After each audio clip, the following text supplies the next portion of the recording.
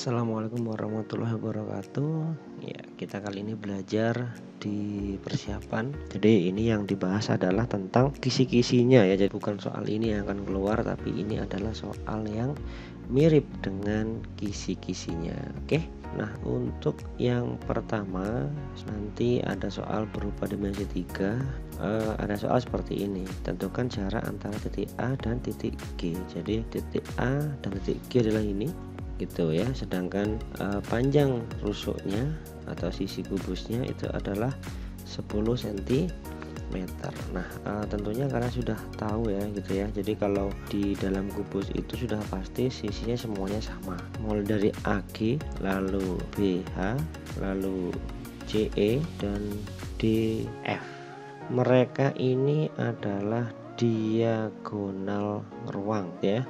Jadi ini yang harus diingat dulu untuk mencari diagonal ruang. Jadi tidak usah menghitung secara matematika banget. Jadi aturannya misalkan sebuah kubus sisinya itu adalah A cm, maka untuk panjang diagonal ruangnya adalah A akar 3 cm. Jadi A ke G itu merupakan diagonal ruang otomatis. Karena ini adalah 10 cm sisinya, berarti panjang A ke G atau AG itu sama dengan 10 akar 3 cm gitu ya. Jadi tidak perlu dihitung, hanya diingat saja untuk sifat-sifat dari kubus ya, terutama untuk diagonal ruang. Lalu untuk soal nomor 2 itu masih dengan dimensi 3 gitu ya. Nah, kali ini ya lagi-lagi kubus tapi ini tanpa ada ukuran. Nah, soalnya begini, tentukan besar sudut antara garis AF dan bidang EFGH ya. Jadi untuk yang nomor 2 nanti kalian diminta untuk menentukan sudut dari garis dan bidang.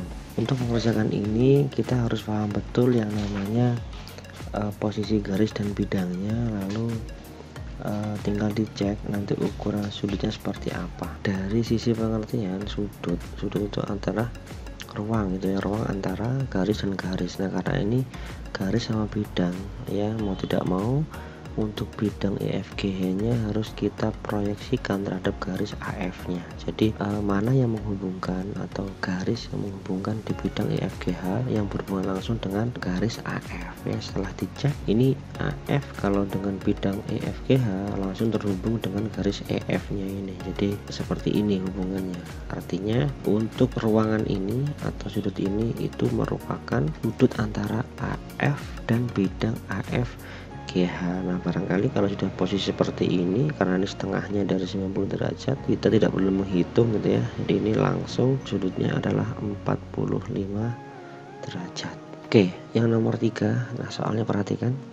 Dari 45 siswa kelas 12 otomotif, 18 siswa mengambil ekstrakurikuler bola basket, 12 siswa memilih ekstrakurikuler bahasa Inggris, dan sisanya mengambil ekstrakurikuler komputer.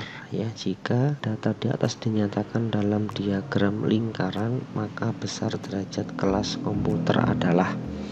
Nah, kita cek dulu ya. Dari 45 siswa, dia mengambil bola basket ada 18, lalu bahasa Inggris 12, dan sisanya adalah komputer gitu. Nah, karena 45 ini totalnya 30, berarti komputer adalah 15 siswa ya, jadi sisanya adalah komputer. Nah, pertanyaannya adalah ini, membuat diagram lingkaran dan yang ditanya adalah besar derajatnya ya. Jadi kalian harus tahu dulu bahwa lingkaran penuh ya, full itu adalah 360 derajat. Jadi menghitungnya seperti ini, karena kita menghitung untuk yang kelas komputer di sama dengan 15 dibagi keseluruhan adalah 45 dikali dengan 360 derajat. Nah, ini bisa sederhanakan ya, dibagi 15 jadi 1/3 kali 360 derajat. Yang ini tiganya bisa dicoret ke sini menjadi 120 ya, ini sama dengan 120 derajat ya.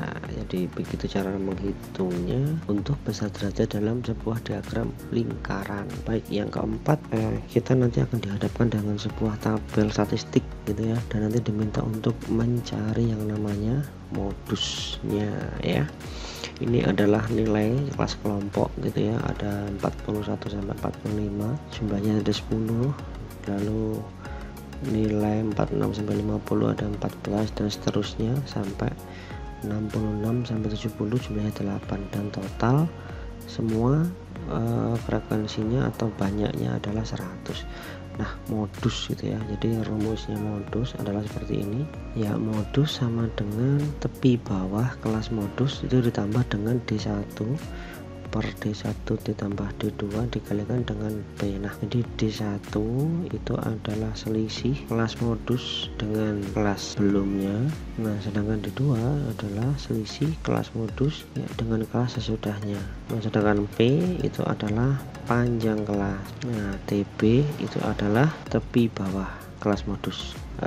Di awal kita sudah belajar barangkali yang namanya modus itu adalah nilai yang sering muncul gitu ya. Jadi pengertian modus itu adalah nilai yang sering muncul, jadi yang paling banyak lah ya. Jadi kalau dilihat dari sini, jadi frekuensi yang paling banyak keluar itu adalah yang ini ya, 35 atau kelas ketiga gitu. Nah, coba kita bedah itu persatu.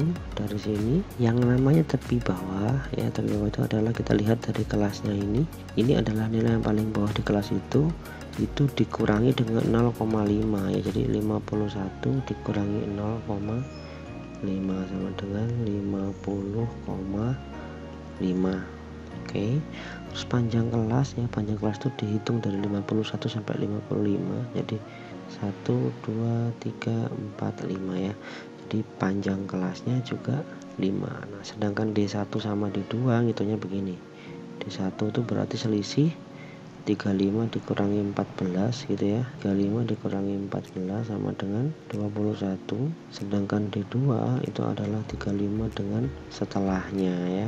35 dikurangi 2 1 sama dengan 11. Nah, sekarang tinggal kita hitung nilainya ya. TB nya tadi adalah 50,5 ditambah D1 nya 21, ini 21 ditambah 14, panjangnya adalah 5 ya, sama dengan ini bisa dicoret ternyata 7. Ini 50,5 ditambah 21 per 7, 50,5 ditambah 3, hasil terakhirnya adalah 53,5.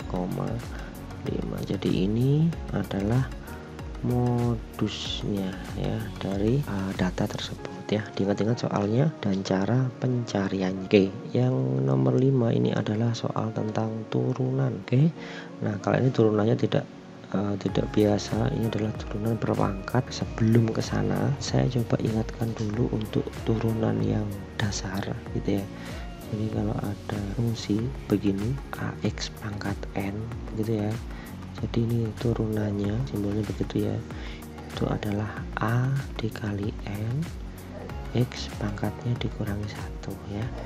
Jadi ini adalah rumus turunan yang paling dasar. Nah, untuk soal yang nomor 5 ini merupakan soal dengan bentuk fungsi yang berpangkat ya. Jadi ini yang di dalam ini juga punya pangkat, dipangkatin lagi. Jadi fx ada ux pangkat n, yang menghitungnya itu adalah n dikalikan dengan ux nya, pangkatnya dikurangi 1 lalu dikalikan dengan turunan dari ux nya. Oke, jadi kalau yang dari sini soalnya, nah berarti ux nya itu adalah yang di dalam kurung gitu ya. Itu ini kalau kita turunkan dulu sama dengan ya 3 kali 6 18, pangkatnya dikurangi 1 ya, pangkat 5. Lalu konstanta ini kalau diturunkan, konstanta itu nilainya 0 ya, jadi sudah turunannya hanya cukup segitu aja. Oke, coba kita turunkan sekarang. F turunannya sama dengan 4 nya dulu, lalu 3x pangkat 6 min 6 pangkat 3, 4 dikurangi 1 ya, lalu dikalikan dengan 18x pangkat 5. Ini bisa diteruskan, 4 dikali 18 72 x pangkat 5 kalikan dengan 3x pangkat 6 min 6 pangkat 3 ya. Jadi ini adalah hasil turunan dari bentuk yang berpangkat. Dan yang keenam ya, ini adalah masih tentang turunan ya. Jika Gx sama dengan 5x pangkat 2 plus 4bx min 3 dan G turunan 2, jadi dimasukkan 2 itu nilainya 4. Ditanya nilai G aksen 1 itu berapa. Nah, yang pertama kita harus waspada dulu dengan variabel ya. Terus variabel kita itu adalah X ya, yang ini yang X dan X. Nah, P ini adalah jebakannya ya. Jadi kita harus mencari P nya dengan cara diturunkan dulu ya. Jadi ini G sin X sama dengan, turunkan dulu 10x plus ini turunkan menjadi 4P aja min 0 biasa. Nah, kita masukkan kalau G aksen ini 2 itu sama dengan 4 ya. Nah, jadi tinggal dimasukkan aja nih, 10 kalikan 2 ditambah 4P itu sama dengan 4, ini 20 ditambah 4P sama dengan 4, berarti 4P sama dengan min 16 ya.